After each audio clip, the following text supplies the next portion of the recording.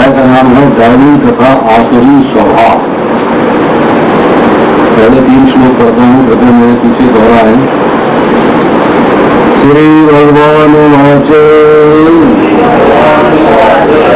अभ्यं सत संशुद्धि ज्ञानी व्यवस्थित नामश यज्ञश्च स्वाध्याय तपोयम् अहिंसा सत्यं क्रोध त्याग शांति शुभम दयाभूतेश लोलुप्तम् मार्गोहीक्षापनम् क्षमा धृति शौचम् दोहो नाति मानिता भवन्ति संपदा देवीम् अभिजातस्य भारत। इसका अनुवाद पढ़ता हूँ, कृपया ध्यान पूर्वक सुनें, मेरे पीछे दोहराएं। भगवान ने कहा, हे भरतपुत्र, निर्भयता, आत्मशुद्धि, आध्यात्मिक ज्ञान का अनुशीलन,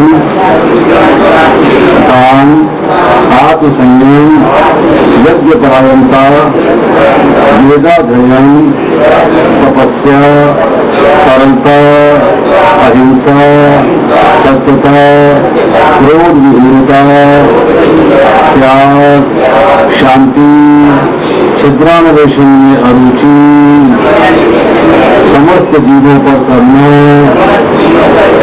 लोभ विहीनता, भद्रता, लज्जा, संकल्प, तेज, क्षमा, धैर्य, पवित्रता, ईर्ष्या तथा मान की अभिलाषा से मुक्ति, ये सारे दिव्य गुण हैं जो प्रकृति जो देवी प्रकृति से संपन्न देवतुल्य पुरुषों में पाए जाते हैं। श्लोक संख्या 4। हे पिता पुत्र, दंभ, दर्प, अभिमान, क्रोध, करुषता तथा अज्ञान ये आसुरी स्वभाव वालों के गुण हैं। श्लोक संख्या 5। दिव्य गुण मोक्ष के लिए गुणकारी हैं और आसुरी गुण बंधन दिलाने के लिए हैं। हे पांडु पुत्र, तुम चिंता मत करो, क्योंकि तुम दैवी गुणों से युक्त होकर जन्मे हो। श्लोक संख्या 6। हे पिता पुत्र, इस संसार में सभी प्राणी 2 प्रकार के हैं, दैवी तथा आसुरी। मैं पहले ही विस्तार से तुम्हें दैवी गुण बतला चुका हूँ। अब मुझसे आसुरी गुणों के विषय में सुनो। ये हैं 6 श्लोक। आज की चर्चा जो है इन्हीं 6 श्लोकों में है। अब कौन कौन पढ़ के आया है जरा बताए। तो पहला श्लोक आप करिए।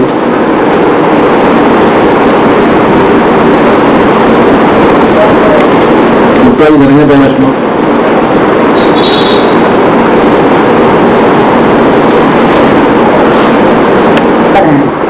जीव कौन होता है? जीवात्मा, आत्मा, शरीर नहीं। ऐसा जो बात गड़बड़ होता था, शरीर नहीं। शरीर क्या है? इसी संसार का है, इसी संसार में मिला है। जब जीव का फॉल डाउन हो गया तब शरीर उसको मिला इस संसार में। तो शरीर जो है क्षर नहीं है, शरीर इसी संसार का है। जीव जो है वो क्षर है। तो जो जीव इस संसार में आ जाते हैं वो क्षर हो कहलाते हैं, बद्ध हो जाते हैं प्रकृति से। तो जो इस संसार में जो सारे जीव कहाँ रहते हैं? इसी बद्ध के वृक्ष में। जिसका कि वर्णन 15वें अध्याय में है। और भगवान इन जीवों का पालन पोषण करते हैं। कैसे पालन पोषण करते हैं? भगवान ही सब कुछ देते हैं। जमीन भगवान देते हैं, जमीन में अन्न उगता है, सूरज की रोशनी, सूरज की ऊष्मा भगवान देते हैं, चंद्रमा की ऊष्मा, चंद्रमा की रोशनी, चंद्रमा की शीतलता भगवान देते हैं, अग्नि भगवान देते हैं, हवा, पानी, इसके बिना हम रह नहीं सकते। जीवन की जितनी मिनिमम जो कम से कम नेसेसिटीज हैं, जो इम्पोर्टेंट है, वो सब किसके द्वारा प्राप्त होती है? हमें भगवान के द्वारा। जीव अपने आप कुछ नहीं कर सकता। आया तो है भोक्ता बनने, लेकिन अपने आप कुछ नहीं करता। भगवान ही सब उसे फैसिलिटीज दे रहे हैं। पालन पोषण कौन कर रहा है? भगवान। अब जीव जब खाना खा लेता है तो अंदर जाके पचा भी भगवान है, रस बना रहे हैं उसका, चीजों का। तो सारे पूरी तरीके से जीव भगवान पर डिपेंडेंट है। भोक्ता बनने के लिए आया, लेकिन डिपेंडेंट भगवान का है। इसके अलावा भगवान और क्या कार्य करते हैं? इसके अलावा भगवान जो है वेद दिया भगवान ने। भगवान ने 15वें अध्याय के 15वें श्लोक में क्या बताया? सर्वस्वामिदय सन्निविष्टो मत्ता स्मृति ज्ञानम अपूर्णम च वेदे च सर्वेर अहमे वेदो वेदांत कृत वेद विदेव च। भगवान कहते हैं सबकी हृदय में मैं बैठा हुआ हूँ। सर्वस्वाम हृदय सन्निविष्टो, मैं सबकी हृदय में विराजमान हूँ। मत्ता स्मृति ज्ञानम अपहनम चा, मुझसे ही स्मृति होती है, मुझसे ही ज्ञान होता है और मुझसे ही विस्मृति होती है। वेदे चा सर्वेर अहमियत वेदो, कितने वेद हैं उनके द्वारा क्या जानने योग्य है? सिर्फ मैं। वेदों में सब चीजें बताई गई है, संसार की भी, जीव की भी और भगवान की भी। तो वेदों का जो आंतरिक तात्पर्य है, गुप्त जो अंश है, वो है कि हम कैसे भगवान श्री कृष्ण को जान सकें। वेदे च सर्वेर अहमियत वेदो, सारे वेदों के द्वारा जानने योग मैं ही हूँ। वेदांत कृत, वेदांत का संकलन करता, वेदांत को बनाने वाला, उसको लिखने वाला भी मैं ही हूँ। वेद व्यास के रूप में आकर भगवान सारे वेद लिखते हैं।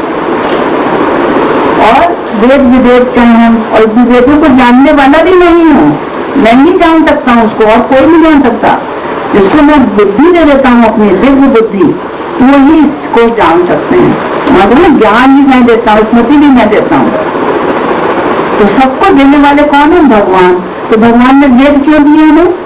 जिससे कि ये संसार में हम ठीक से कार्य कर सकें, वेदों के नियमों के अनुसार, और सुख की प्राप्ति करें, और अंत में भगवत धाम चले जाएं। तो भगवान पालन पोषण हमारा कर रहे हैं और हमें वेद दे रहे हैं, जिससे कि हम सारा ज्ञान प्राप्त कर सकें और संसार में हम सुख से रहें और अंत में भगवत धाम चले जाएं। तो सारा भगवान ने 15वें अध्याय में हमें बताया। तो जो जीव वैदिक नियमों का पालन करते हैं, जैसे भगवान ने वेद दिए, जो जीव इनके अंदर जो नियम बताए गए हैं उनका जो पालन करते हैं, ये वैदिक स्वभाव के कहलाते हैं। तो जो जीव इन वैदिक नियमों का पालन करते हैं वो क्या है? वैदिक स्वभाव के। और जो इनका पालन नहीं करते वो क्या है? आसुरी स्वभाव के। सीधा है। तो हमको क्या करना? वेद ही कसौटी है और कोई कसौटी नहीं है। एक ही कसौटी है, जो वेदों का नियम का पालन करेगा वो दैवी स्वभाव वाला है, और जो वेदों के नियम का पालन नहीं करेगा वो आसुरी स्वभाव वाला है। तो जो दैवी स्वभाव वाला, उनके सारे गुण क्या होते हैं? सारे कार्य सतोगुण में होते हैं। 3 गुण है ना प्रकृति के। तो जो दैवी स्वभाव वाले होते हैं उनके सारे कार्य सतोगुण में होते हैं, और उनका फल क्या होता है? फल होता है सुख, और अंत में भगवत धाम की प्राप्ति। और जो आसुरी स्वभाव वाले होते हैं उनके सारे कार्य किसमें होते हैं? रजो और तमोगुण में, और उनका फल क्या होता है? दुख, और अंत में नरक की प्राप्ति। और 84 लाख योनियों में बनते चले जाएंगे, छूट नहीं सकते। तो हमें दैवी स्वभाव की तरफ, भगवान दैवी स्वभाव की तरफ बताते हैं। तो हमें किसका क्या स्वभाव डेवलप करना है? दैवी स्वभाव। तो दैवी स्वभाव के क्या क्या गुण है ये भगवान आप बताएंगे।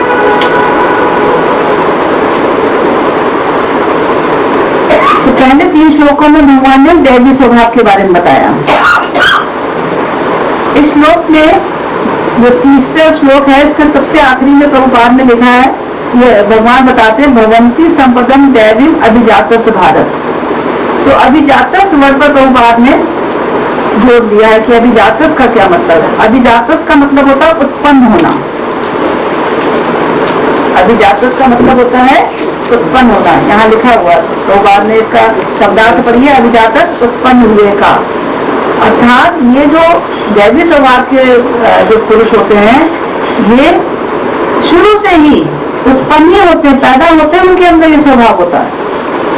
ये भक्त माता पिता के जो भक्त होते हैं माता पिता, उनके घर में इनका जन्म होता है।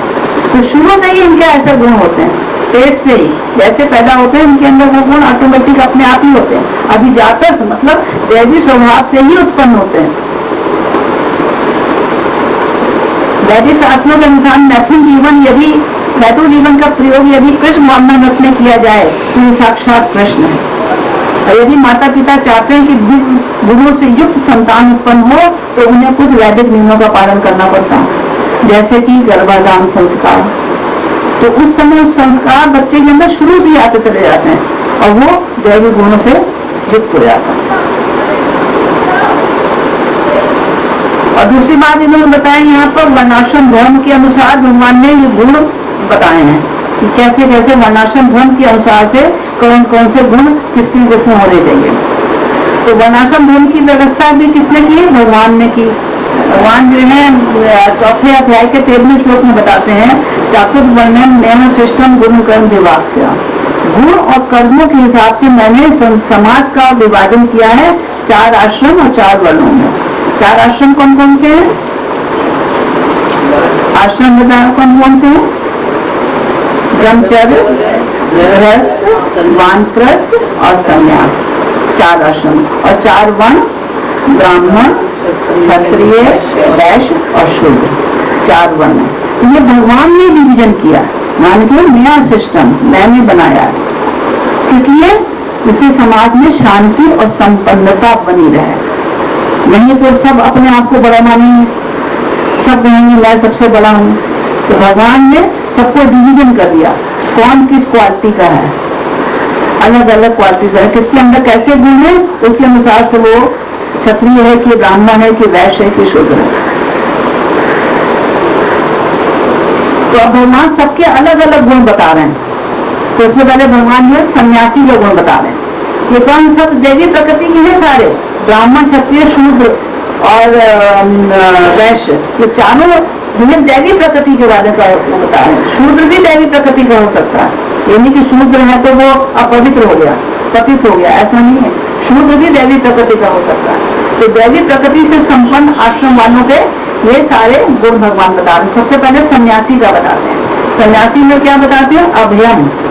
अभयम का मतलब होता है निर्भय, एकमात्र भगवान का सहारा, कोई साथी नहीं, न बीवी, न बच्चे, न कोई मित्र, कोई साथी नहीं। सन्यासी का कोई रहने की जगह नहीं। कहाँ रहता है? वन में या किसी तीर्थ स्थान में, जंगल में। और कोई जीविकोपार्जन का साधन नहीं, कोई कमाई नहीं करता। एकमात्र सहारा किसका है? भगवान का। जानता है भगवान हमें सब अंतर्यामी रूप में अंदर बैठे हुए हैं, सब देख रहे हैं मैं क्या कर रहा हूँ, कैसे कर रहा हूँ। वही मेरे साथी है, वही मेरी रक्षा करेंगे। तो निर्भय रहता, कोई नहीं है उसका, कोई जीविकोपार्जन का साधन भी नहीं है, फिर भी वो निर्भय। और हम लोग हर समय डरते रहते हैं, अरे आज ये नुकसान हो गया, आज वो नुकसान हो गया, आज मेरा ये टेंडर था, आज टेंडर नहीं खुला। ये कितना लोग घबराते रहते हैं, हार्ट अटैक हो जाता है। और सन्यासी कुछ भी नहीं करता और फिर भी निर्भय, क्योंकि उस पर भगवान का सहारा है। और भगवान कौन है? असंख्य ब्रह्मांडों के नायक, उनके पास किस चीज की कमी है? उसने भगवान को अपना मान लिया, इसलिए वो निर्भय हो गया।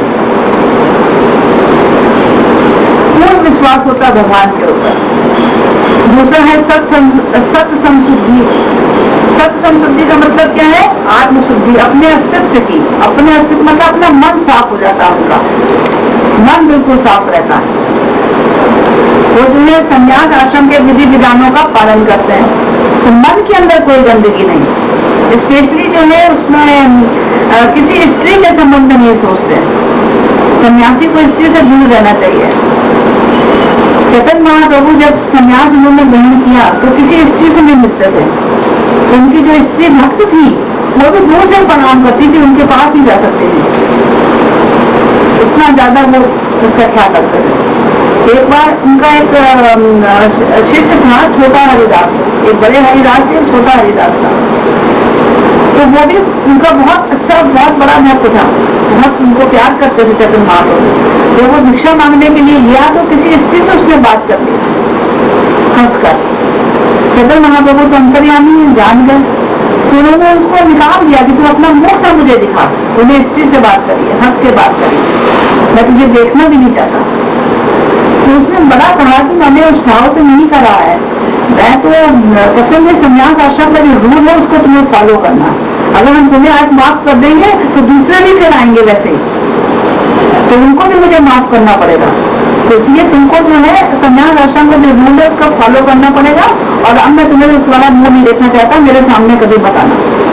बहुत उनके और दूसरे भक्तों ने भी बड़ी सिफारिश करी कि उनको रख लीजिए, कोई ऐसी बात नहीं है, आप माफिया मांग रहा है, वो नहीं करेगा ऐसा, लेकिन चैतन्य महाप्रभु ने उसको दोबारा उसका मुख नहीं देगा, तो उसने मारे दुख की आत्महत्या कर ली छोटे हरिदास ने, और फिर वो गंधर्व बन गया, पहले भी वो गंधर्व भी था, फिर वो चैतन्य महाप्रभु को आकर फिर कृष्ण के गीत सुनाया करता था बाद में।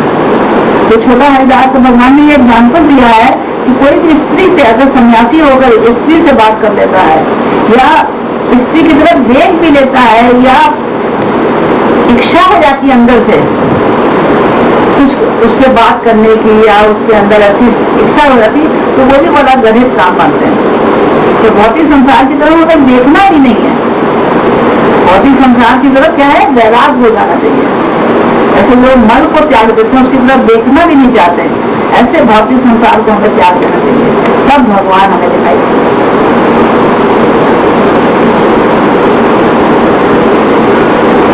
भौतिक संसार को भोगे नहीं, लेकिन खाली इच्छा कर ले, वो भी करे, इच्छा भी नहीं करनी। लोग कहे हमें क्या मिला, हम पूजा कर रहे हैं जैसे माता जी कहते रहते हैं ना, इच्छा ही ना करो भौतिक संसार। भगवान कहते हैं यस्याम अहम अनुगामी भविष्य तक जन्म सने, जिसके ऊपर मैं अनुकंपा करता हूँ उसका धन धीरे धीरे हर लेता हूँ, सब कुछ धीरे धीरे हर लेता हूँ जिस पर मैं अपनी कृपा करता हूँ।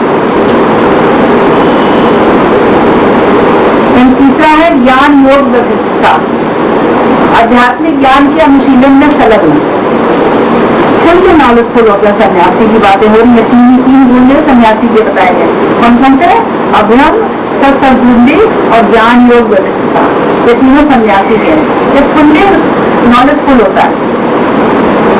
और जो गृहस्थों और उन सबको जो आध्यात्मिक जीवन के बारे में भूल चुके हैं, द्वार द्वार जाकर ज्ञान देता गृहस्थों को, और उन सबको जो कि भगवान के बारे में भूल गए उनको जाकर ज्ञान देता। भिक्षाटन के लिए नहीं जाते सन्यासी, मुझे भिक्षा मिलेगी घर, ज्ञान करना बस, दयालुता बस जाते हैं कि इनको भी ज्ञान हो, ये भी यहाँ संसार से छूटे और अपने धाम जाए, तो ये दयालुता होती है उसके अंदर। ये तीन गुण जो है गृहस्थों के लिए बताए गए हैं, दानम, दमा, यज्ञ, तीन गुण है, दानम, दमा, यज्ञ। दान क्या है, वो दान गृहस्थी कर सकते हैं, क्योंकि हर तीनों आश्रम में तो कुछ कमाई का साधन ही नहीं है, खाली गृहस्थ के पास ही तो कमाई का साधन है, तो दान कौन कर सकता है, गृहस्थ। तो दान कैसा होना चाहिए, सत्वगुण में, अर्थात जो भी हम कमाया धन उपार्जन करते हैं वो निष्कपटता से करना चाहिए, मतलब काला बाजारी नहीं, ब्लैक मेलिंग नहीं, काला बाजारी का धन इस्तेमाल, और उसका जो है 50% दान करना है, जिसको, सुपात्र को। तो दान, इसको दान भी तीन, सतोगुण, रजोगुण, तमोगुण, 3 प्रकार का दान होता है। तो सतोगुण में जो दान किया जाता है वो है उसकी यहाँ पर संस्कृति होती है। तो सतोगुण का दान क्या होता है, आप 18वें अध्याय को निकालो,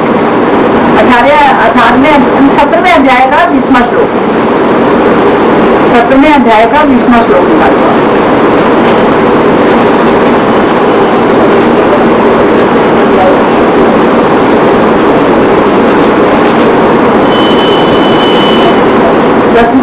सत्रहवें अध्याय का 20वां श्लोक, जो दान कर्तव्य समझकर, ये मेरा कर्तव्य है, किसी प्रत्युपकार की आशा के बिना, उससे कुछ चाहना नहीं कि मैंने ये दान कर दिया इसका मुझे ये फल मिलेगा, चाहना नहीं है। समुचित काल मतलब उचित काल। उचित काल कौन सा होता है? एक तो सुबह का समय, एक सुबह होती है, दोपहर होती है, शाम होती है। तो सुबह के समय जो दान दिया होता है वो उच्च माना जाता है, सतोगुण माना जाता है। या किसी ऐसे समय में जैसे कि सूर्य ग्रहण लगा हो, चंद्र ग्रहण लगा हो, तब दान दो, वो उचित काल का दान है। और उचित समय, स्थान कैसा होना चाहिए? सही स्थान, जैसे मंदिर में दान दो, तीर्थ स्थान में जाके दान दो, वो दान जो है सतोगुणी दान माना जाता है। और योग व्यक्ति को दो, किसी को भी नहीं। आप शराबी को, भिखारी को दान दे दिया, उसको जाके शराब पी ली, आपका दान क्या हुआ? तो शराब में गया। इसलिए उचित व्यक्ति को उचित स्थान में उचित समय में दान जो दिया जाता है प्रत्युपकार की इच्छा के बिना और अपना कर्तव्य समझकर, वो सतोगुणी दान है। तो वो दान जो है गृहस्थों को करना चाहिए।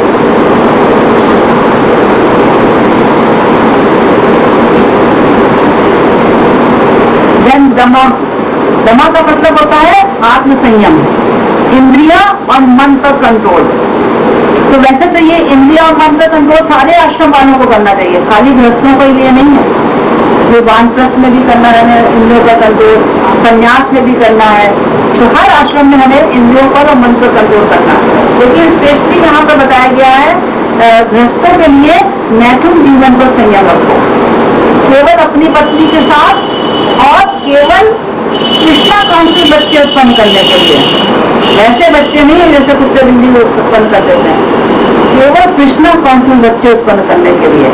अगर वो कृष्णाकांक्षी बच्चे उत्पन्न करता है जो कि भगवान के भक्त बनेंगे, तो वो कम से कम 50 बच्चे उत्पन्न कर सकता है। लेकिन अगर उसके बच्चे कृष्णाकांक्षी नहीं होते हैं तो उसको एक भी बच्चा उत्पन्न करना चाहिए। तो इसलिए मैथुन ये जो है दमा आत्म संयम है कि ऐसे बच्चों को उत्पन्न करना जो कि कृष्णा कॉन्शियस हो, अदरवाइज नहीं। तो ये संयम रखना है। फिर यज्ञ भी गृहस्थों के लिए बताया गया है।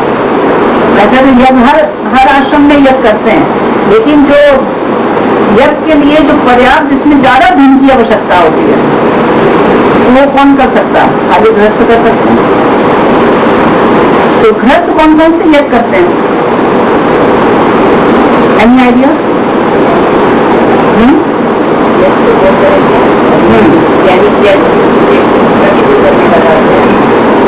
हर संस्कार के साथ क्योंकि यज्ञ होते हैं 5 प्रकार के। एक होता है देव यज्ञ। देव यज्ञ किस लिए करते हैं? देवताओं के लिए। क्यों करना चाहिए देवताओं के लिए यज्ञ? क्योंकि देवता हमें क्या देते हैं? सब चीजें देते हैं। वायु देता है, सूर्य देवता सूरज की रोशनी देते हैं, अग्नि देवता अग्नि देते हैं, वरुण देवता पानी देते हैं। इसलिए हमें देवताओं को प्रसन्न करने के लिए उनके लिए भी यज्ञ करना चाहिए। दूसरा ऋषि यज्ञ। ऋषियों ने हमें क्या दिया? वेद दिए हैं, जिसके द्वारा हम जो है, और फिर वेदों का ज्ञान हमें देते हैं ऋषि मुनि। तो ये ऋषि यज्ञ है, हमें उनके लिए भी यज्ञ करना चाहिए। कहना था भूत यज्ञ, अन्न प्राणियों के लिए। जैसे कि गाय हमें क्या देती है? दूध देती है। पेड़ पौधे हमें क्या देते हैं? अन्न देते हैं, फल देते हैं, सब्जियां देते हैं। तो इनके लिए भी हमें यज्ञ करना है। देन आता है पितृ यज्ञ, पितरों के लिए। पितरों की वजह से ही तो हम हैं, पितरों के पुत्रों के पुत्रों के पुत्र हम हैं। तो पितरों को भी प्रसन्न करने के लिए हमें यज्ञ करना है। कौन सा यज्ञ होगा पितरों के लिए? उनके लिए पानी से तर्पण करते हैं, पानी से तर्पण करते हैं। और फिर एक होता है मनुष्य यज्ञ मतलब अपने संबंधी, माता पिता, मित्र, साथी, इन सबकी सेवा करनी चाहिए हमें। ये सब यज्ञ कहलाते हैं। लेकिन कलयुग के अंदर कला प्रधान देश है, कला प्रधान युग है ये। तो इसलिए यहाँ पर संकीर्तन यज्ञ की ही श्रेष्ठता बताई गई है। उसमें एक तो खर्चा भी नहीं होता है और इसके अंदर सब कुछ आता है, सब प्रकार की यज्ञ इसके अंदर आ जाते हैं। तो कलयुग में हमें हरे कृष्ण महामंत्र का जप ही सर्वोत्तम यज्ञ बताया गया है। तो ये 3 हो गए गृहस्थों के लिए। तो स्वाध्याय आया, स्वाध्याय है किसके लिए? ब्रह्मचारियों के लिए। इनको स्वाध्याय मतलब मन के द्वारा अध्ययन करना है, मन से वेदों का अध्ययन करना है, जबरदस्ती भाव में नहीं, मन स्वाध्याय अच्छी तरीके से पढ़ना। ब्रह्मचर्य जीवन, स्त्री संग नहीं। क्या आता है? तपा। तपा जो है वानप्रस्थ के लिए बताया गया। तो वानप्रस्थ क्या होता है? अगर संसार जीवन को 100 साल में आप रखो तो 25 साल तो है आपके ब्रह्मचर्य के, 25 साल है गृहस्थ के, 25 साल है वानप्रस्थ के और 25 साल है संन्यास के। तो हमें 25 साल शुरू में शादी के, जब बच्चा शादी नहीं करता तो वो ब्रह्मचर्य जीवन जीना चाहिए। आज तो कलयुग में पॉसिबल है, लेकिन ये संस्कृति बताई गई है। जो दैवी संपदा से युक्त होते हैं उनके अंदर ऐसा ब्रह्मचर्य होना चाहिए 25 साल का। और 25 साल का गृहस्थ, जो कि ये सारे निमो दाना दमा यज्ञ सारे करें 25 साल। और 25 साल के बाद वानप्रस्थ। वानप्रस्थ में क्या है? गृहस्थ आश्रम को छोड़ दो, घर से निकल जाओ, स्त्री पुरुष दोनों, और जंगल में जाकर भगवान की सेवा या तीर्थ स्थान में चले जाओ। आज का जंगल रहे ही नहीं, तो तीर्थ स्थान जैसे वृंदावन चले गए, हरिद्वार चले गए, ऋषिकेश चले गए, वहां पर जाकर भगवान की सेवा में अपना लगाना। दादा दादी का ऐसा कोई कर्तव्य नहीं, कहीं वेदों में नहीं लिखा कि दादा दादी के ये नियम है। आपने अपनी गृहस्थी 50 साल के बाद छोड़ देंगे, और छोड़ने के बाद सीधे आप अपने उसमें चले जाओ, बच्चों को दे दो अपने गृहस्थी, वो संभाले आप। और 25 साल के बाद बच्चे भी बड़े हो जाते हैं, 25 साल के बाद उनको शादी कर दी और वो घर गृहस्थी संभाले। फिर अब आपका कोई काम नहीं रह गया, अब आपको जो है वानप्रस्थ जीवन जीना चाहिए। इससे आप 25 साल तक, जब तक आप यंग हो तब तो थोड़े बहुत मतलब आप चल फिर सकते हो। 25 साल के 50 साल के बाद यंग तो नहीं रहेंगे, लेकिन फिर भी आप थोड़ा बहुत कर सकते हो। तो फिर भगवान को ही पूरा अपना समय अर्पण करना है। तो तपस्या में शरीर, मन और वाणी तीनों का संयम रखना है। शरीर का भी संयम, मन से भी संयम। शरीर से संयम कैसे? शरीर से सारी यज्ञ करिए, शरीर आपकी जो है विषय विष्णु की तरफ न भागे, मन से करिए। और वाणी से, वाणी से कैसे? हरे कृष्ण महामंत्र बोलो, किसी का बुरा शब्द ना कहो।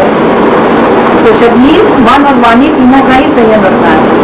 तपस्या के बिना मुक्ति नहीं है। और आजकल क्या है, तपस्या लोग कहते हैं कोई तपस्या की जरूरत ही नहीं है, आप ऐसे अपने कार्य करते रहो, भगवान को याद करते रहो और भगवान मिल जाएंगे। नहीं, तपस्या तो करनी पड़ेगी, तपस्या के बिना बात नहीं करेगी। ऐसे शरीर से तपस्या हम क्या करते हैं, ऐसे एकादशी का व्रत रखना है, और दूसरे जो भगवान के जन्म में और अपने गुरु के तिरोभाव में, आविर्भाव के दिनों में जो हम व्रत रखते हैं, ये सब शरीर की तपस्या। वाणी की तपस्या में भगवान को याद करना, भगवान के बारे में पढ़ना, अध्ययन करना, ये सब वाणी की तपस्या। और मन की तपस्या है, तो मन से बाहर न देखना, विश्व शक्ति तरफ भौतिका शक्ति नहीं रखनी है, ये मन की तपस्या। ये तपस्या तो हमें करनी पड़ेगी, बिना तपस्या करने के जो मर्जी खाओ पियो, भगवान का नाम लेते हो, भगवान मिल जाएंगे, ऐसा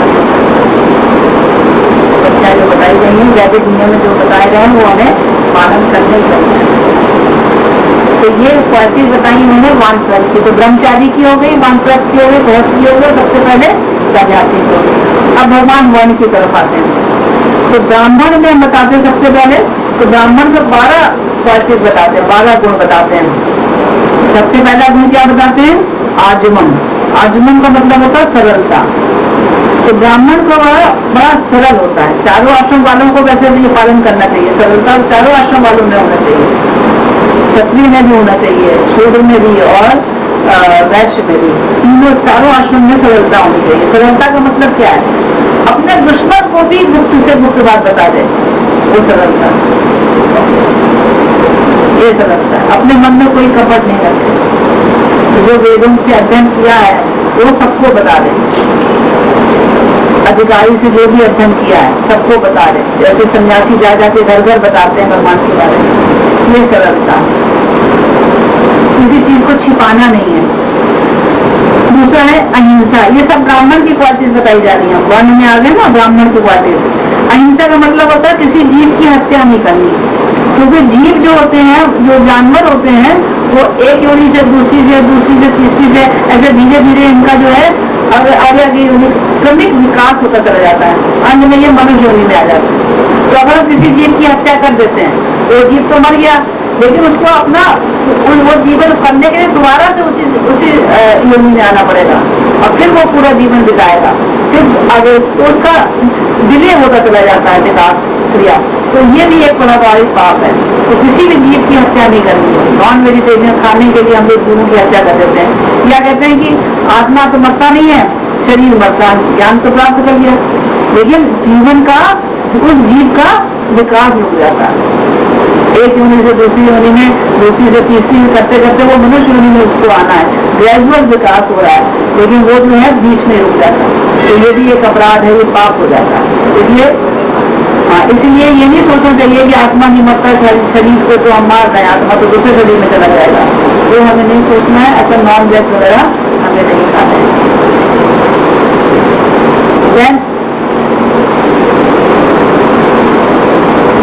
अहिंसा, सत्यम।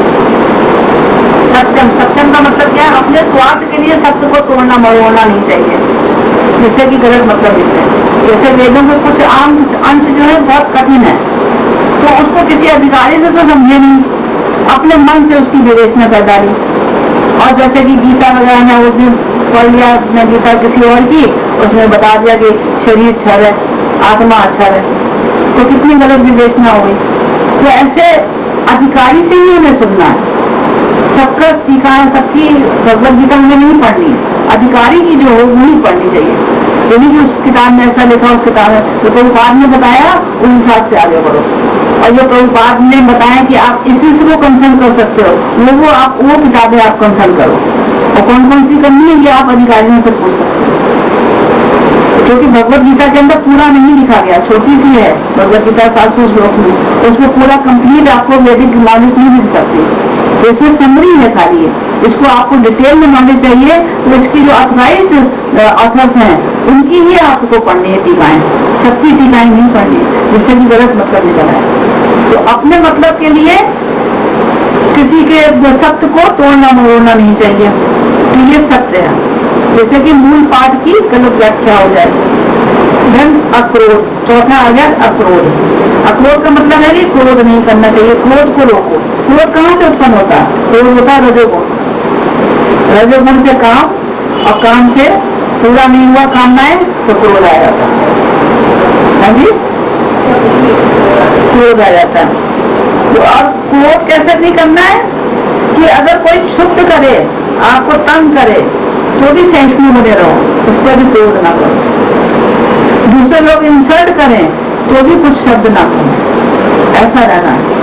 क्या सोचो कि गुण ही गुण में गलत है, ये तमोगुण में है, ये रजोगुण में, मैं रजोगुण में, ये तमोगुण में, ये मुझे ऐसा कुछ कह रहा है, ये गुण आपस में बरत रहे हैं, जीव थोड़े कुछ कह रहा अंदर बैठा, ये मन में सोचो, तब आप क्रोध आप मानो। एक बार क्या हुआ, द्रोण है जी,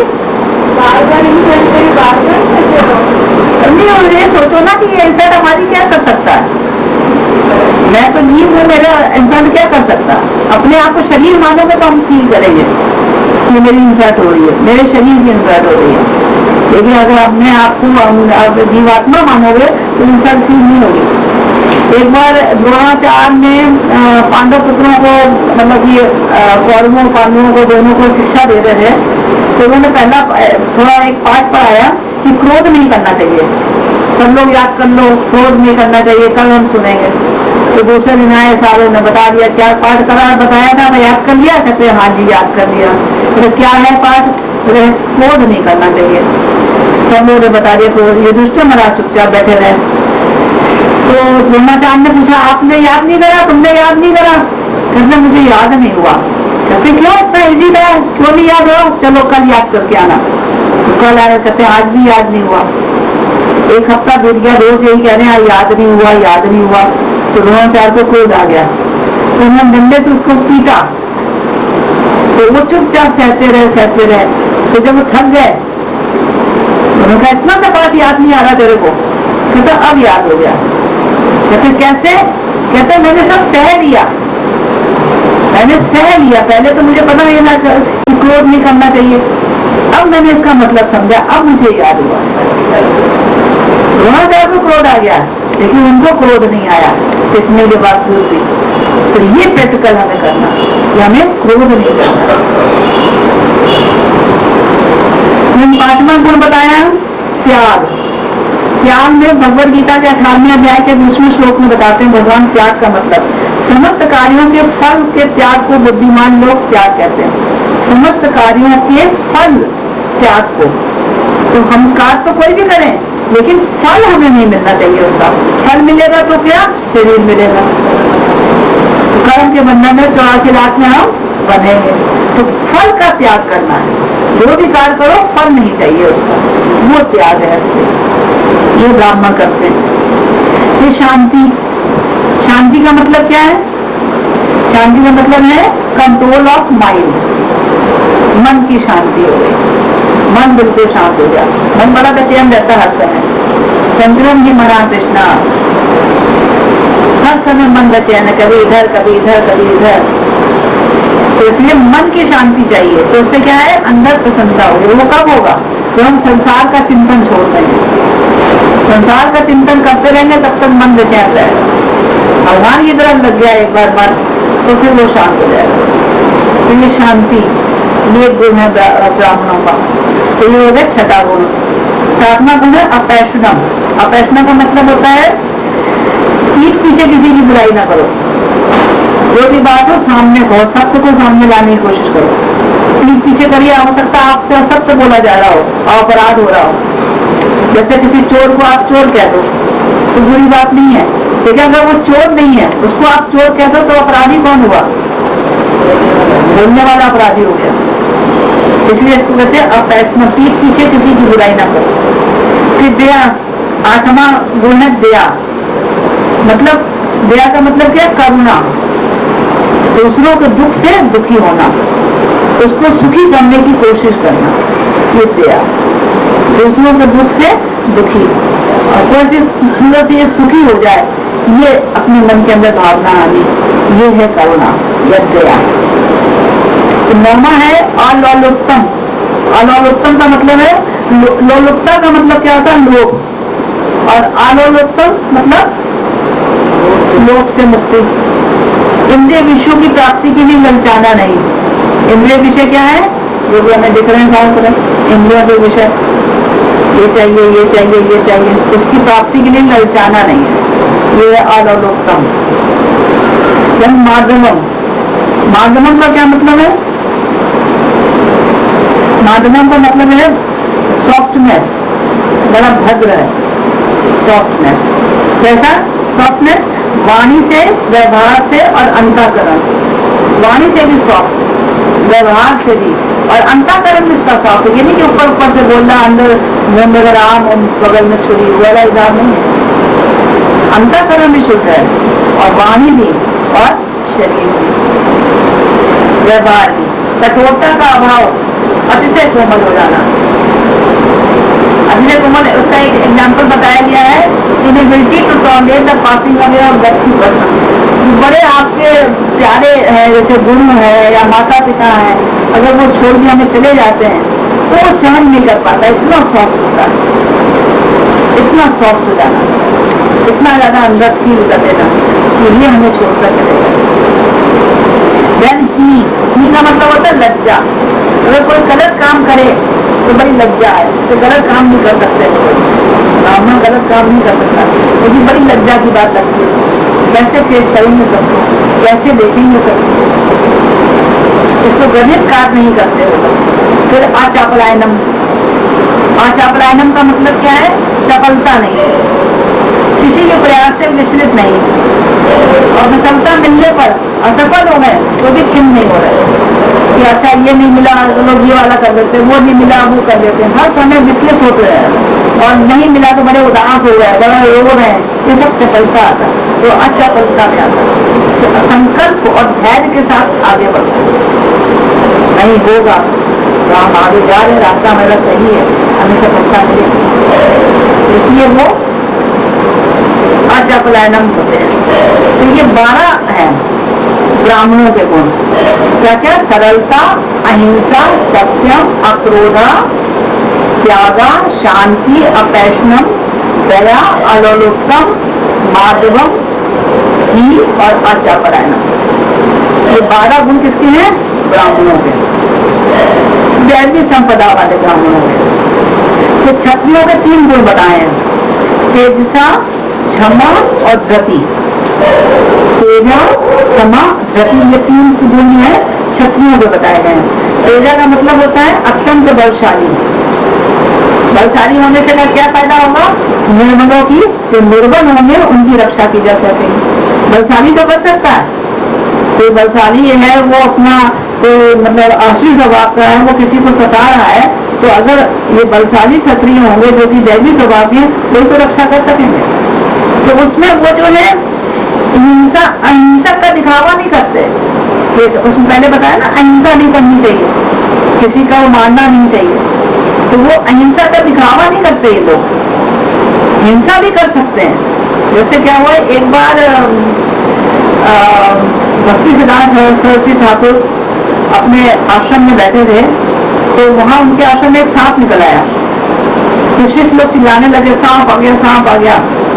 तो वो भी ऊपर से आ गए, तो उन्होंने कहा मार दो इसको। उन्होंने गुरु जी मारते, अहिंसा, हिंसा हो जाएगी, जीव हत्या हो जाएगी, जीव को कैसे मार दे? नहीं मार देगा तो तुम्हें मार देगा ये। तो अहिंसक नहीं बनना, ऐसे मतलब अपना खाली बुद्धि के अंदर ये घुसा लिया कि हमें अहिंसा नहीं करनी, लेकिन जहाँ पर अपनी आत्मरक्षा, पहले आत्मरक्षा के लिए तो हिंसा भी की जा सकती है। तो क्षत्रिय लोग हिंसा भी करते हैं, इसलिए दूसरों जीवों को बचाने के लिए मार सकते हैं। अगर वो नहीं, वैसे तो कोशिश करो कि वो आए ना, कोशिश करो वो आए ना। आ गए हैं, गिर गए हैं सब्जी के अंदर, तो उसको निकाल के फेंक दो, और फिर आप गुड नाइट वगैरह लगा सकते हो, जिससे कि मच्छर बाहर चले जाए, आए ना अंदर। नहीं तुम्हें काट लेंगे, तुम्हें डेंगू हो जाएगा, मर जाओगे। बचाओ तो अपना करना ही पड़ेगा। तो हिंसा का, अहिंसा का दिखावा नहीं करना, मन से होना चाहिए कि ये जीव हत्या ना हो हमारी, ये होना चाहिए, देखिए अपने आप को बचाना। फिर दूसरा होता है क्षमा। क्षमा मतलब है कि जो व्यक्ति अपने शत्रु का दमन कर सकता है, क्षत्रिय जो है अपने शत्रु का दमन कर सकता है, इतनी ताकत है उसके अंदर, लेकिन कुछ विशेष परिस्थितियों में वो उसको क्षमा भी कर सकता है, ये है क्षमा। छोटे छोटे अपराधों के लिए भी क्षमा कर सकता है। और फिर आता है धृति, तीसरा बताया धृति। धृति का मतलब तो धैर्य, किसी भी परिस्थिति में विचलित नहीं, अपने धर्म और कर्तव्य से विमुख नहीं, किसी भी परिस्थिति, कोई परिस्थिति आ गई, जैसे किसी क्रोध आ गया, भय आ गया, लोभ आ गया, सुख आ गया, अपने कर्तव्य से विमुख नहीं होता, धैर्य से आगे बढ़ो।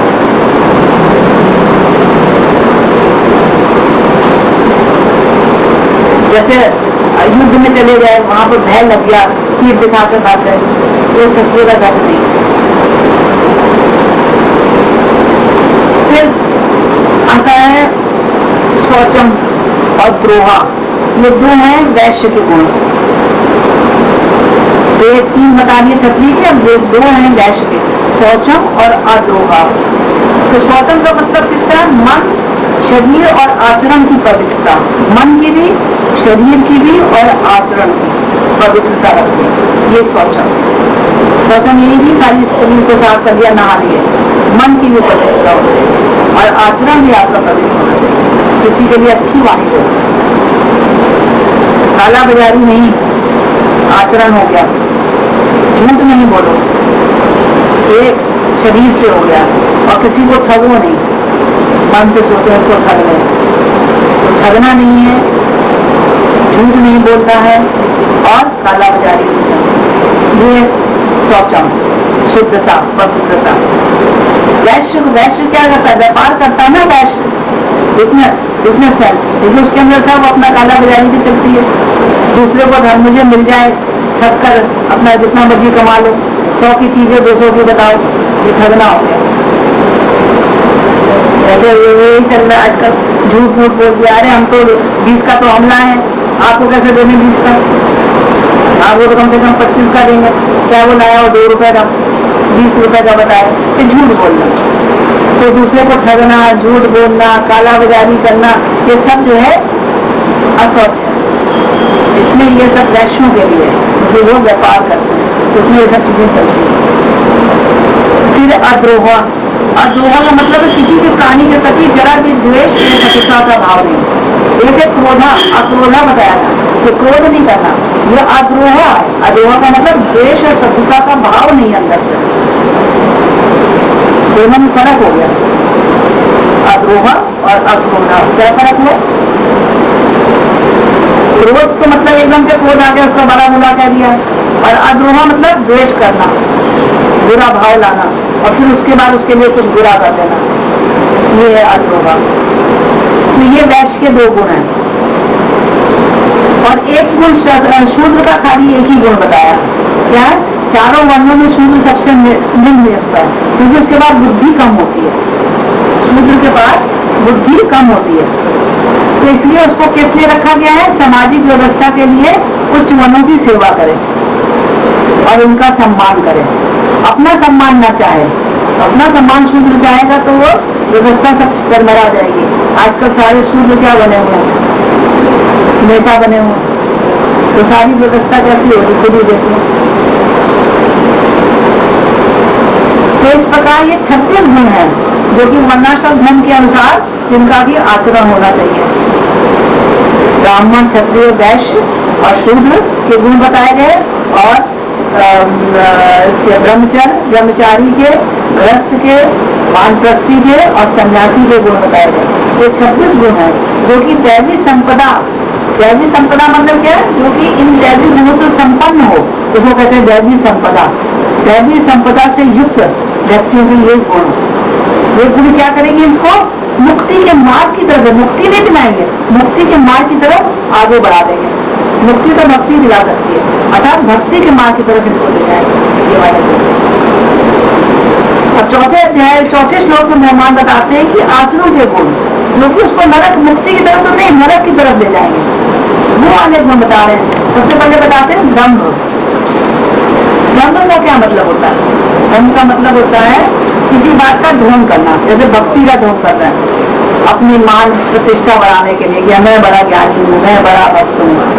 अहंकार, मन से नहीं कर रहे हैं, सिद्धांतों का कोई पालन नहीं कर रहे हैं, ये भक्ति का सिद्धांत तो पालन है, लेकिन ढोंग कर रहे हैं, ये है दम्भ, दिखावा करना। तो ये है दम्भ। और दर्प का मतलब होता है घमंड करना, अपनी शिक्षा का, अपने धन का घमंड, दूसरों को तुच्छ समझना अपने सामने, ये दर्प। और अभिमान क्या है? कि अपना अन्यों से सम्मान चाहना। तीनों में फर्क हो गया। देखो, दम में क्या हो गया कि दिखावा करते हैं, अपने आप को ऊंचा समझते हैं, ऊंचा दिखाने की भी कोशिश करते हैं। और दर्प का मतलब घमंड करते हैं, मैं सबसे बड़ा हूँ, दूसरे लोग मुझसे तुच्छ हैं। और अभिमान का मतलब क्या है? दूसरों से मान चाहना, मुझे मान दो। इसके योग्य नहीं है, फिर भी मान प्राप्त करना चाहते हैं और उसको प्राप्त करने पर प्रसन्न होते हैं। तो ये 3 इनके गुण हैं। और इसके बाद से गुण बताए इन्होंने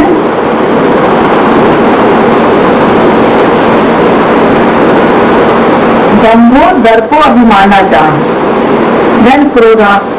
क्रोध करते हैं बात बात में, छोटी छोटी बात है उस पर क्रोध करता है, ये भी आसुरी गुण है। ऐसे हम लोग को कितनी जल्दी गुस्सा आता है, कहते हैं गुस्सा बड़ा आता है, तो ये आसुरी गुण है। छोटी छोटी बात जिसको भी हम लोग टॉलरेट कर सकते हैं या उसको भूल सकते हैं, उसको नकार सकते हैं, उसको भी हम गुस्सा कर लेते हैं। देन पारुष, पारुष का मतलब होता है निष्ठुरता। निष्ठुरता बताई गई है 3 की। एक तो वाणी की निष्ठुरता, किसी को खरी खोटी सुनाना, गाली दे देना, बुरे शब्द कह देना, ये वाणी की निष्ठुरता है। दूसरा होता है शरीर की, मतलब विनय का अभाव, नम्रता से ना बोलना किसी के साथ, विनय नहीं है हमारे, ये शरीर की है। और मन की पारुषता क्या है? क्रूरता। पहले बताया गया था दया, जो दैवी संपदा वाले हैं उनका दया बताया गया था, दूसरों के दुख से दुखी होते हैं, उसको सुखी करने की कोशिश करते हैं। और यहाँ पर क्रूर होते हैं, दूसरों के दुख से सुखी हो जाते हैं, इस को और दुख मिले, मैं बड़ा सुखी हूँ, पड़ोसी को दुख मिल रहा खुश होते हैं।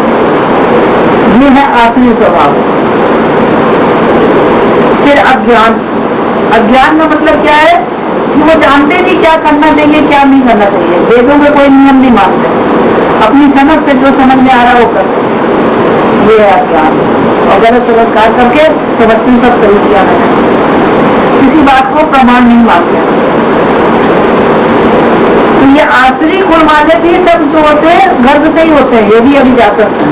इसमें भी देखो अभिजातस वर्ड आ रहा है, अज्ञानम चा अभिजातस, तो ये भी सब गर्भ से ही होते हैं, इनके माता पिता जैसे होते हैं भक्त नहीं होते, वो भी आसुरी स्वभाव के होते हैं, तो बच्चे भी ऐसे ही होते हैं। और जैसे जैसे बड़े होते जाते हैं इनके गुण सामने आते जाते हैं, तो प्रकृति से नहीं रहते गुण, इनके अंदर ही ऐसे होते हैं बचपन से ही। तो इस प्रकार हम देखते हैं सारे दुर्गुण और दुराचारों का समुदाय आसुरी संपद कहलाता है। किसी में एक हो या सब हो, वो सब आसुरी संपदा, आसुरी स्वभाव बनाते हैं। श्लोक नंबर 5। अब यहाँ पर बता रहे हैं कि दिव्य गुण मोक्ष के, यहाँ पर इन गुणों का फल बता रहे हैं कि आसुरी स्वभाव का क्या गुण के गुणों का क्या फल है और जो दैवी स्वभाव के गुणों का क्या फल है। तो जो दिव्य गुण है मतलब दैवी स्वभाव वालों के जो गुण है इनका फल क्या है, मोक्ष के लिए रास्ता तैयार होता है, भगवान के धाम में तो संसार में भी सुखी रहते हैं क्योंकि वैदिक नियमों का पालन कर रहे हैं, और अंत में भगवान धाम का रास्ता उनका तैयार हो जाता है। और जो आसुरी है वो बंधनकारी है, उनके लिए नर्क का रास्ता, मुक्ति का कोई मार्ग नहीं, नर्क का रास्ता तैयार हो जाता है। तो हमें आसुरी स्वभाव में रहना है कि दैवी स्वभाव में, दैवी स्वभाव में रहना। और अर्जुन क्या सोच रहा था यहाँ पर कि वो आसुरी स्वभाव वाला है, वो तो नरक में जाएगा क्योंकि वो क्रोध भी करेगा और सबको मारेगा भी।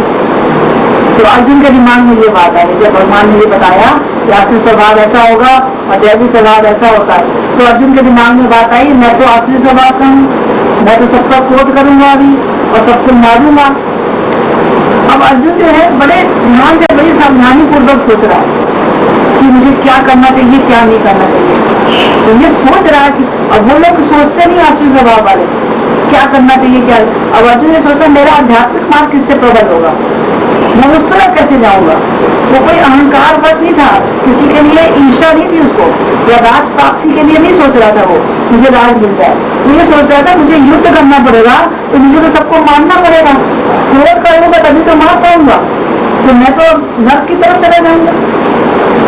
तो भगवान समझाते हैं उसको, क्या कहते हैं तू चिंता मत कर, वो दैवी स्वभाव से उत्पन्न हुआ, आसुरी स्वभाव तेरे अंदर नहीं है, तेरे अंदर कोई भी आसुरी गुण नहीं है।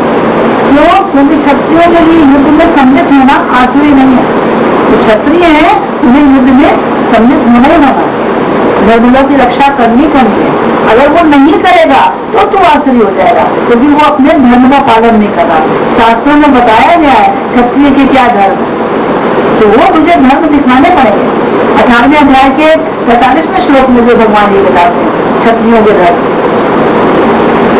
क्या बताते हैं, शौर्यम तेजो धति दाक्षम युद्धे चापलायनम दानम ईश्वरा भावसा शास्त्रम कर्म स्वभाव, स्वभाव से इनके ये कर्म शौर्य है, तेज है, धति माने भय है, और युद्धे चापलायन युद्ध से पीठ दिखाकर ही भागते युद्ध के मैदान से, ये इनका स्वभाव है, कर्म से स्वभाव है, जन्म से स्वभाव है। तो ये क्षत्रियों के गुण है, युद्ध के अंदर युद्ध के मैदान में जाकर युद्ध में सम्मिलित होना। क्षत्रिय होने के नाते युद्ध में उसको हथियार भी उठाने पड़ेंगे, क्रोध भी करना पड़ेगा, और यदि नहीं करेगा तो आसुरी गुण तेरे अंदर आ जाएंगे। ये भगवान अर्जुन को समझा रहे हैं। इसलिए दुखी मत हो, क्षत्रिय के लिए शत्रु पर बाण चलाना भी दिव्य माना जाता है, ऐसे कर्तव्य से विमुख नहीं होना चाहिए। जो कोई भी जीवन के विभिन्न आश्रम के विधि विधानों का पालन करता है वो दिव्य स्थिति पर होता है।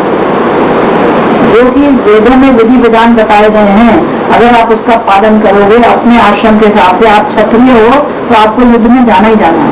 अगर आप पालन नहीं करोगे तो आप आसुरी स्वभाव में आ जाओगे, और पालन करोगे तो दिव्य स्वभाव में होंगे।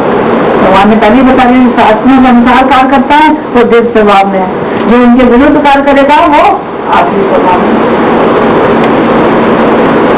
और छठे श्लोक में भगवान क्या बताते हैं, अब भगवान कहते हैं ये प्रथापुट इस संसार में सृजित प्राणी दो प्रकार के हैं, दैवी और आसुरी। मैं पहले ही विस्तार से तुम्हें दैवी गुण बता चुका हूँ, अब मुझसे आसुरी गुणों के विषय में सुनो। अब भगवान दोबारा क्यों बता रहे हैं, अभी तो बता दिया आसुरी गुण, कहते दोबारा कह रहे हैं अब मुझसे फिर सुनो। ऐसा क्यों हुआ, ऐसा इसलिए हुआ कि अर्जुन का तुम नहीं जा रहा है, भगवान ने तो कह दिया तुम्हें, भगवान ने अर्जुन से तो कह दिया कि तू चिंता मत कर, लेकिन फिर वो उसको विश्वास नहीं हो रहा था, चिंता करे जा रहा था। तो भगवान अब डिटेल में बताएंगे आसुरी स्वभाव के बारे में कि ऐसे ऐसा होता है आसुरी स्वभाव, तू आसुरी स्वभाव नहीं है तेरे अंदर। तो भगवान जो है आसुरी स्वभाव के बारे में हम डिटेल में बताएंगे, जिससे कि अर्जुन देख सके कि ना तो वो ना तो उसके द्वारा युद्ध आसुरी है। तो भगवान बताते हैं संसार में बद्ध जीव दो श्रेणी में बटेंगे, बद्ध जीव दो श्रेणी में, बद्ध जीव मुक्त नहीं, बद्ध जीव जो जीव दिव्य गुणों से संपन्न होते हैं, वे शास्त्रों द्वारा तथा विद्वानों द्वारा बताए गए आदेशों का पालन करते हैं, ये दैवी प्रकृति कहलाती है।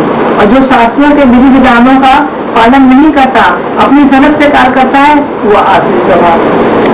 शास्त्रों के विधि विधानों के प्रति आज्ञा भाव ही एकमात्र कसौटी है। एकमात्र कसौटी क्या है, शास्त्रों के प्रति आज्ञा, शास्त्रों में जो नियम दिए गए हैं उनका ही पालन करना है, एकमात्र यही कसौटी है कि दैवी स्वभाव का है कि आसुरी स्वभाव। जो पालन कर रहा है वो दैवी स्वभाव का है, जो पालन नहीं कर रहा है वो आसुरी स्वभाव का है। देवता और असुर दोनों ही प्रजापति की संतान है। देवता सारे कौन होते हैं, वैदिक नियमों का पालन करते हैं, और असुर कौन होते हैं, जो पालन नहीं करते। संतान दोनों प्रजापति की है। तो यही सब भगवान अब आगे के श्लोकों में आसुरी स्वभाव के बारे में सारे गुण बताएंगे। देवी स्वभाव के बारे में बता दिया भगवान के श्लोक में, और ये सब आसुरी स्वभाव के अब आगे क्या होगा क्या नहीं होगा ये सब आप लोग पढ़िएगा।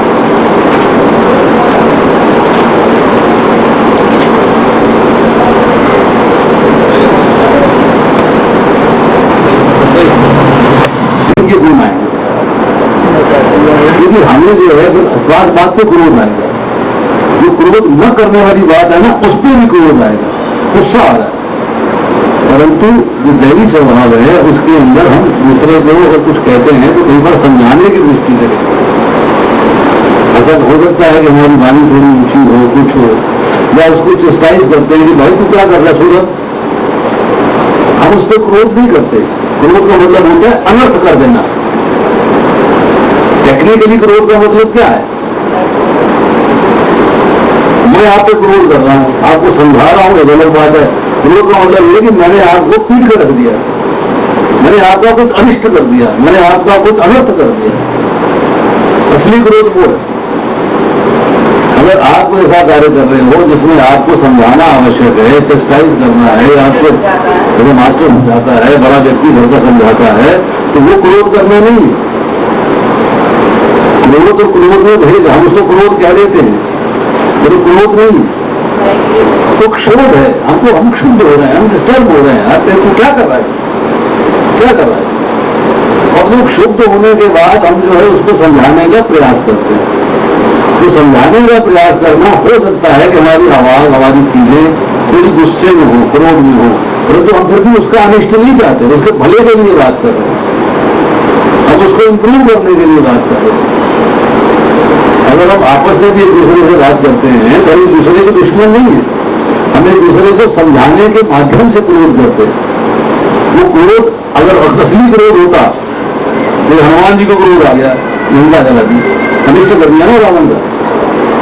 रावण को क्रोध, सूर्य को क्रोध आ गया, लक्ष्मण को क्रोध आया, ना पैर से मतलब जो क्रोध, एक्चुअल क्रोध जो होगा, एक्चुअल क्रोध के अंदर आप दूसरे का अनिष्ट करते थे, उसके लिए अनर्थ में स्थिति ज्यादा करते थे। तो कई बार हम लोग जो है क्षुब्ध होते हैं, डिस्टर्ब होते हैं, हमें लगता है हमें क्रोध आ रहा है, परंतु हम दूसरे को समझाने के माध्यम से उसको जो है क्रोध करते हैं कि नहीं भाई देख तेरा तरीका गलत है, इस बार करे क्या कर रहे हो तुम, ये क्रोध नहीं। ये बड़ी एक बहुत इंपॉर्टेंट बात है कि हम दया शब्द करेंगे। दया शब्द के अंदर जो है बहुत मीनिंग्स निकलते हैं दया शब्द के कि दया का अर्थ क्या है, कृपा का अर्थ क्या है, वट इज कृपा, वट इज दया। तो दया कितने प्रकार की, अलग अलग व्यक्ति अलग अलग तरीके से दया करता है, उसका भाव अलग होता है, हर व्यक्ति का भाव अलग है दया करने का। अभी जो एक भिखारी आ गया, उसको आपने दया करके कुछ दे दिया, उसके पीछे भाव क्या है, क्या भाव है उसके पीछे? मेरा मान होगा, वो बड़ा दामी है, इसे दरवाजे से कोई वापस जाता नहीं, हर एक की हेल्प करता है, हर एक के ऊपर दया करता है। तो मान सम्मान की प्रतिष्ठा का प्रश्न है, किसके लिए दया की जा रही है? सबसे निकृष्ट दया है। तो हाईएस्ट फॉर्म ऑफ दया क्या है, मिडिल क्लास दया क्या है, निकृष्ट दया क्या है, सारी बातें जो है स्टडी करने वाली कि दया का रूप क्या है। इसी तरह क्रोध के रूप क्या है। हमें लगता है कि हम आपको क्रोध कर रहे हैं, इनको क्रोध कर रहे हैं, इनको क्रोध कर रहे हैं, इसलिए कर रहे हैं भाई तुम लोग जो है भौतिक संसार में फंसे हो जाओ, निकल जाओ। तो मैंने आके पूछा, तुमने फोन करके पूछा और तशीफ हुई, तुम्हें तो ध्यान नहीं है। It is not to chastise you, ये आपको बताने के लिए है कि भक्ति के मार्ग में ये भी आवश्यक है। अगर आपको पता नहीं है तो आपको पता करने का भाव होना चाहिए। किसी बार मैंने क्या कहा था कि हमारा संघ सिर्फ 1 घंटे का है, 9 बजे से लेकर 10:30 बजे तक, उसके बाद हमारा कोई संघ नहीं है। न टेलीफोन है, न बातचीत है, न आना है, न जाना है, न मिलना है, न मिलाना है, न साथ बैठना है, न शास्त्र चर्चा करनी है, न कथा चर्चा करनी है, हमारा कोई चर्चा नहीं है। तो मैं शुक्रवार को फिर याद आया था, वो भाई आज जाना है, चलो नहीं जाएंगे तो माता जी पूछ लेंगी, आएगी, चलो वो ही आते हैं। मतलब वो संघ नहीं है। अगर संघ होगा तो आपको पता लगेगा कि भाई हमारे अपना क्या वैष्णव फेस्टिवल है, कब आ रहे हैं, क्या आ रहे हैं, कैसे आ रहे हैं।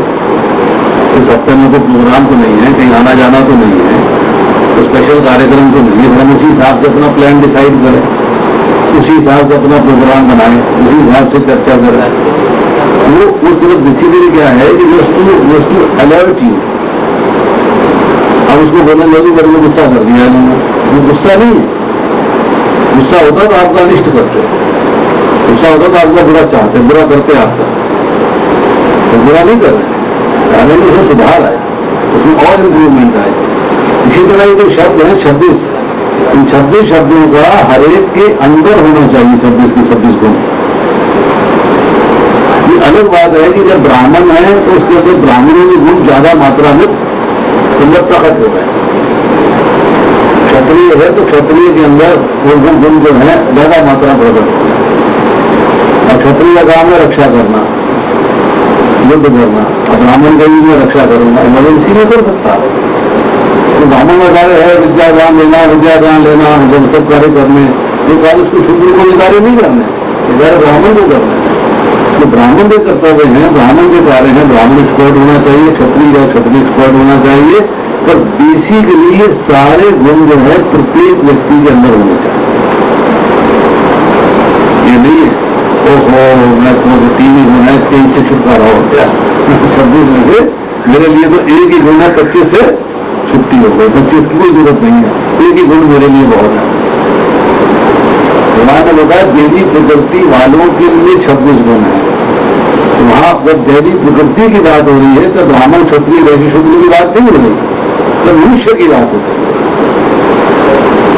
मनुष्य की बात हो रही है कि प्रत्येक मनुष्य को देवी प्रकृति वाला बनना है, उसमें 26 गुण अपने में लाने पड़ेंगे। और आश्रित प्रकृति वाला बनना है तो ये 6 गुण जो है उसको आश्रित प्रकृति में लेके बंधन में डालते हैं, मदद का रास्ता दिखाते हैं।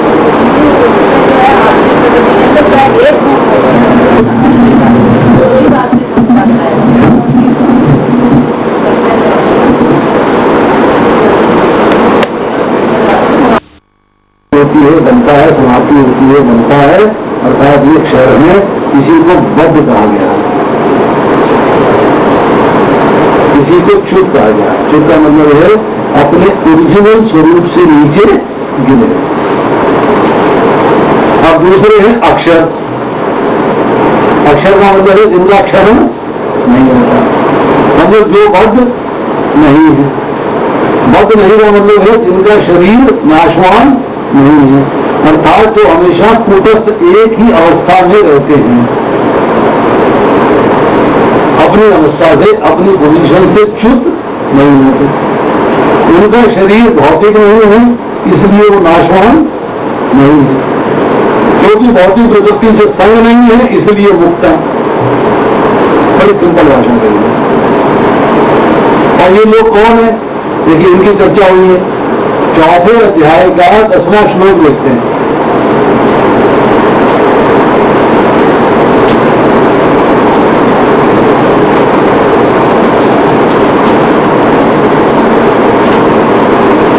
आसक्ति भय तथा क्रोध से मुक्त होकर मुझमें पूर्णतया लीन होकर मेरी शरण में आकर बहुत से व्यक्ति भूतकाल में मेरे ज्ञान से पवित्र हो चुके हैं। इस प्रकार उन सबों ने मेरे प्रति दिव्य प्रेम को प्राप्त किया है, अर्थात ये वो लोग हैं जो भगवान के ज्ञान से पवित्र हो चुके हैं। अब वो शुद्ध नहीं, और यही बात जो है जो भगवान 14वें अध्याय के दूसरे श्लोक में क्लेरिफाई करते हैं। वहां कहते हैं कि इस ज्ञान में स्थित होकर मनुष्य मेरी जैसी दिव्य प्रकृति स्वभाव को प्राप्त कर सकता है, और इस प्रकार स्थित हो जाने पर वो ना तो सृष्टि के समय उत्पन्न होता है ना ही प्रलय के समय विचलित होता है। मतलब वो अक्षर है, वो जो है दोबारा से शरीर धारण नहीं, वो जो है उन्होंने मेरा ज्ञान प्राप्त कर लिया है, मेरे धाम में आ गए हैं, मेरे धाम में आने के बाद लिबरेटेड है, मोक्ष को प्राप्त है, दोबारा से भौतिक संसार के बंधन में नहीं बनते। वो अक्षर इस संसार में अक्षर जो है भौतिक शरीर धारण किया है, तो अक्षर कैसे हुआ? तो भौतिक शरीर मिल गया है तो अक्षर कैसे हुआ? तो लिबरेटेड कैसे हुआ? शुद्ध का मतलब क्या है? Fall down. अशुद्ध का मतलब है उनका फॉल डाउन नहीं है, वो नित्य मुक्त है, उनको नित्य मुक्त कहा गया है। उनको जो है उनको मोक्ष की वो मोक्ष नहीं चलाएंगे। इस ब्राह्मण में जो भी है, जो बहुत यहाँ क्या लिखा हुआ स्पष्ट कि भौतिक जगत में प्रत्येक जीव छुट होता है। सिंपल भाषा में बात स्पष्ट करी हुई है। इस भौतिक संसार में जो है वो क्षय गिरा हुआ है। ये स्पष्ट अनुवाद के अंदर प्रभुपाद जी ने स्पष्ट लिखा है कि भौतिक जगत में प्रत्येक जीव क्षर है और आध्यात्मिक जगत में प्रत्येक जीव अक्षर। तो भौतिक जगत कौन सा है, आध्यात्मिक जगत कौन सा है, इसको स्पष्ट समझना है। भौतिक जगत कौन सा है? जो आध्यात्मिक जगत है उसके अंदर वो अक्षर है, वहां रह रहा है, वहां उसका जो है शरीर नहीं है, उसका आत्मा ही शरीर का रूप धारण करती है, इसलिए उसका क्षरण, उसका जो है फॉल डाउन नहीं। ये एग्जाम्पल दिया गया है कि जो भगवान का ज्ञान प्राप्त कर लेते हैं, उस ज्ञान में स्थिर हो जाते हैं, वो अक्षर स्थिति ग्रहण कर लेते हैं, वहां पहुंच जाते हैं, वापस वो अक्षर हो जाते हैं। वो भगवान का ज्ञान प्राप्त करके पवित्र हो चुके हैं, अर्थात उनको मोक्ष प्राप्त हो चुका है। जब मोक्ष प्राप्त हो जाते हैं, भगवान के धाम चले जाते हैं तो अक्षर हो जाते हैं। यहाँ रहते हैं तो क्षय रहते हैं। यहाँ ही तरीका बताया जा रहा है संसार से छेदन करना। चर्चा क्या चल रही है, मुख्य बात क्या चल रही है, रेफरेंस टू कॉन्टेक्स्ट क्या है कि इस संसार से छेदन कैसे करके बाहर निकलना। तो छेदन का तरीका क्या है कि भगवान के ज्ञान से पवित्र हो जाओगे तो आध्यात्मिक जगत में आ जाओगे, फिर आप जो है अक्षर हो जाओगे, क्षर नहीं जाओगे। मुख्य बात जो है पूरे इस 12वें अध्याय के अंदर एक ही चर्चा चल रही है कि आपको संसार रूपी वृक्ष का छेदन कैसे करना है, उसी की चर्चाएं बार बार आ रही हैं। और अपना प्रभाव क्यों बता रहे हैं कि मेरा प्रभाव सुनकर मेरी शरण में आ जाएगा तो संसार से छेदन हो जाए। पूरे चरित्र का मुख्यवाद जो जिस्ट है, जो निचोड़ है, एक ही है कि इस भौतिक संसार का छेदन करना है, इससे बाहर निकलना है। इसके बाद 17वें श्लोक में कहते हैं कि ये दो प्रकार के जो जीव हैं, च्युत तथा अच्युत, इनसे जो है परमात्मा अलग है। जो साक्षात अविनाशी भगवान, वो गुण जो उनको दोनों से अलग करता है, उत्तम बताता है, उसकी चर्चा कर रहे हैं। और क्या गुण बताया कि तीनों लोगों में प्रवेश करके उनका पालन कर रहे हैं। भगवान तीनों लोगों में प्रवेश करते हैं, उनका पालन करते हैं। ये कार्य जीव कर सकता है क्या? नहीं कर सकता।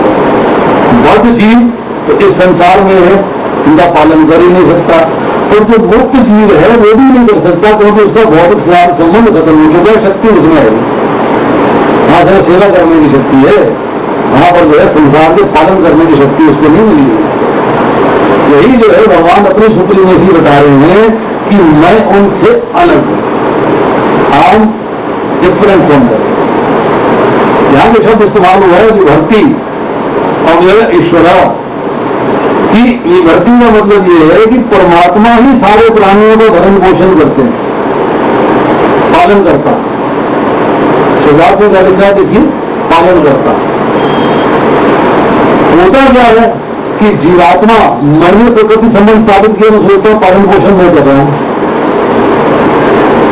मेरी फील क्या है कि आपका पालन मैं कर रहा हूं, आपका पालन मैं कर रहा हूं, आपका पोषण मैं कर रहा हूं, बट टेक्निकली जो है ये सारा कार्य भगवान कर रहे हैं, हम कुछ भी नहीं कर रहे। परमात्मा तो तीनों लोगों का पालन कर रहे हैं, जो तीनों लोगों का पालन कर रहे हैं भगवान है।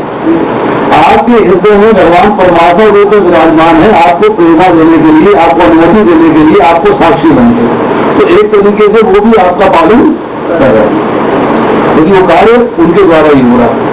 और यहां शब्द आया इस्तेमाल अवेयर।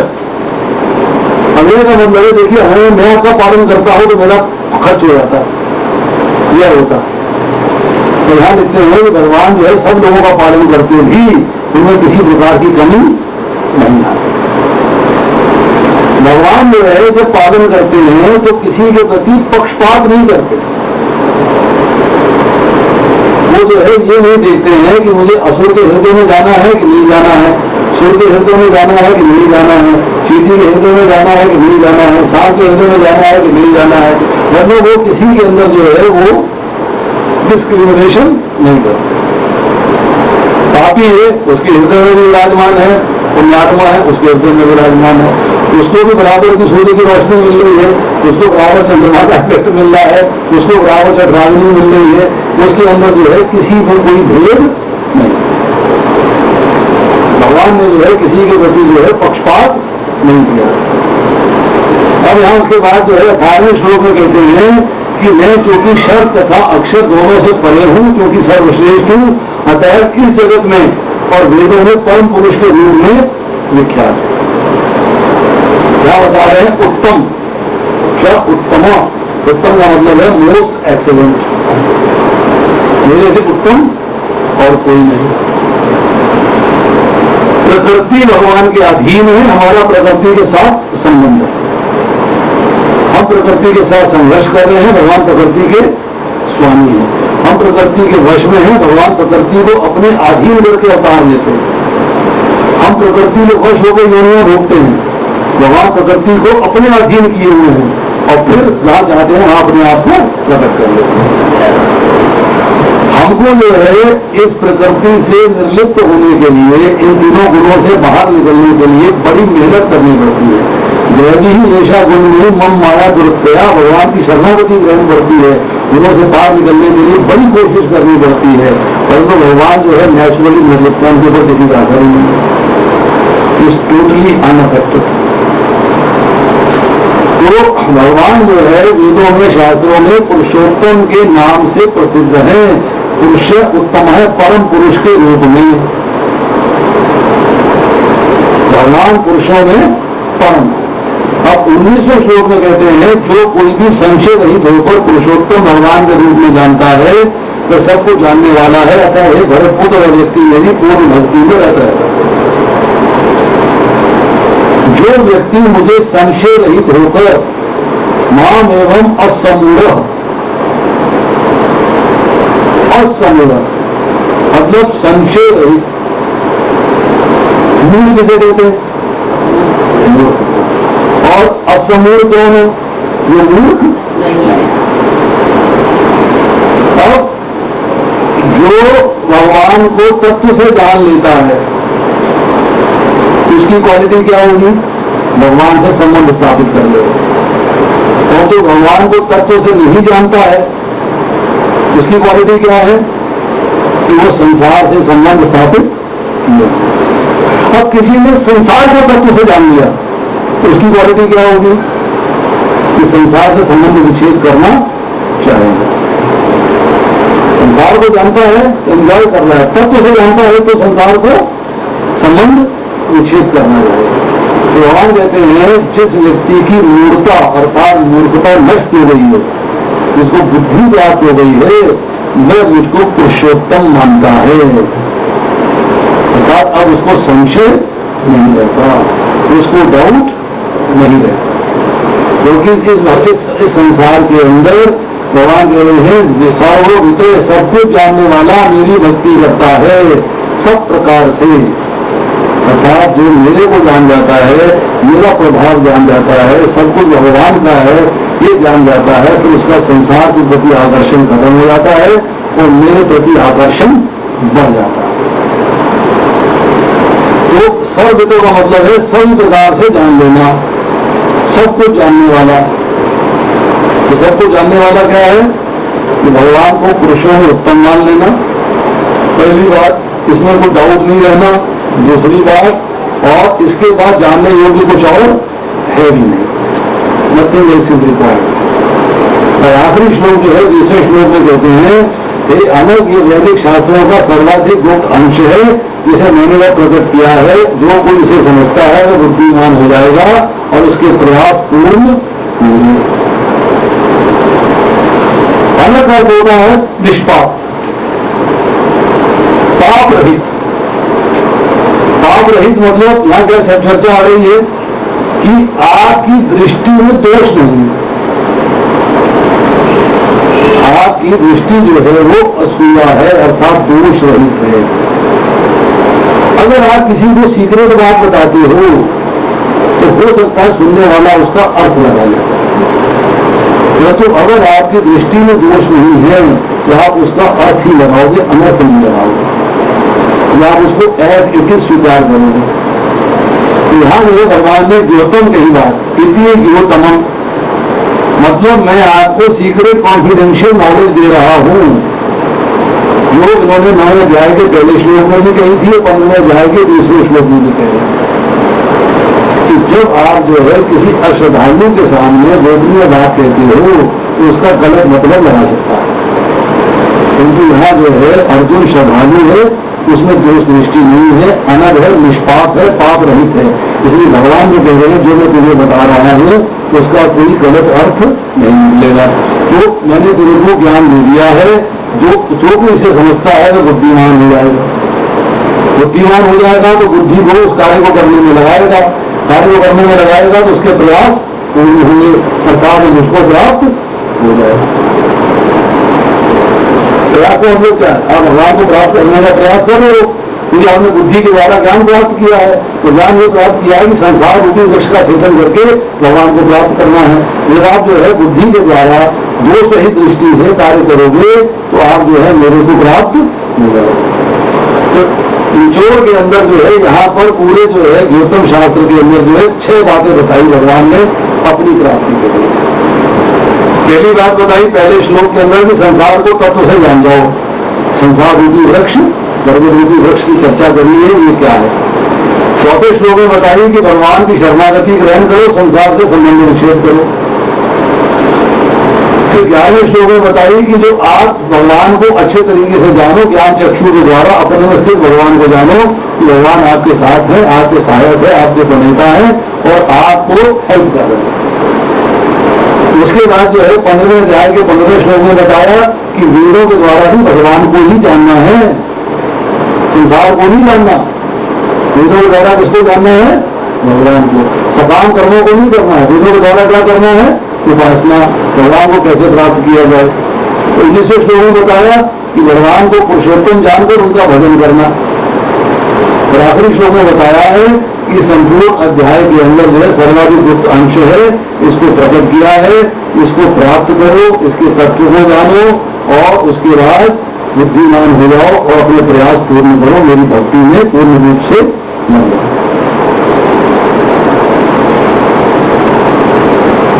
तो यहाँ पर जो है 15वें अध्याय का जो पूरा का पूरा अर्थ है उसका सिर्फ निचोड़ जो है वो एक ही है।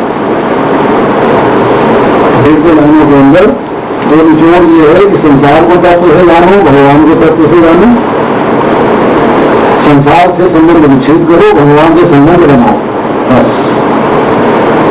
ये 4 चीजें बताई गई हैं कि संसार को जानो, भगवान को जानो, भगवान के प्रभाव को समझो, संसार के प्रभाव को समझो, संसार के साथ जो है संबंध को विच्छेद करो। कैसे करोगे? असंग के द्वारा, और भगवान के संबंध को बनाओ, बुद्धिमान हो जाओ और भगवान के भजन में, भगवान की भक्ति में पूर्ण रूप से लग जाओ, भगवान को पुरुषोत्तर मानने के, जानने के बाद।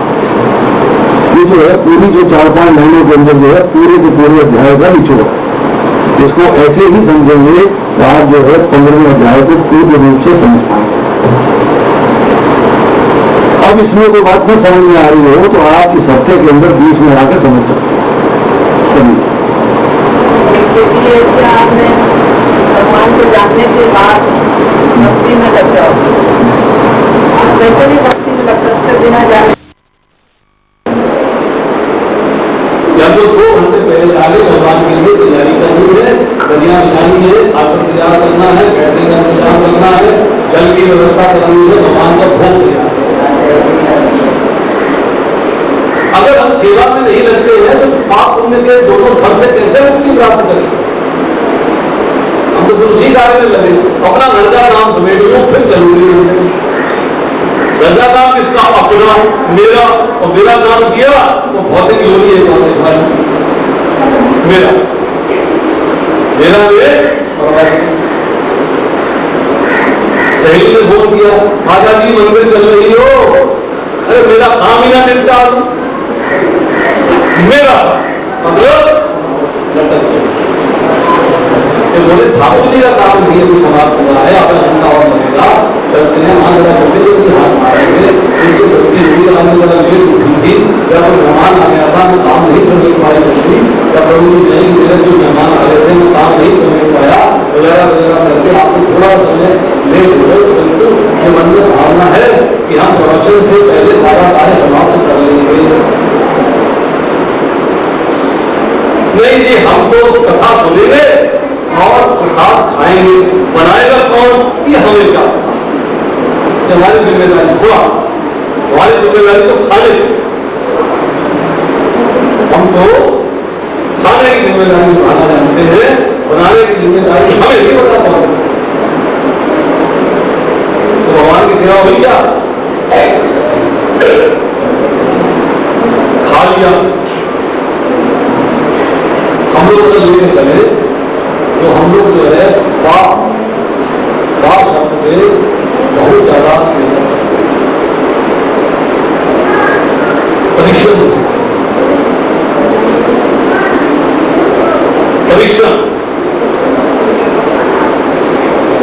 प्रवेश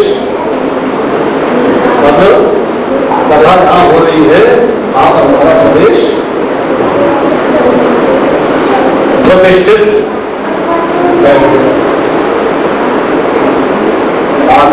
प्रतिष्ठित हो गए, पहले प्रवेश किया फिर तो प्रवचन सुना, प्रवचन सुना, से प्रसाद से प्रस्थान, आए, बैठे, सुना, खाए और खिस गया।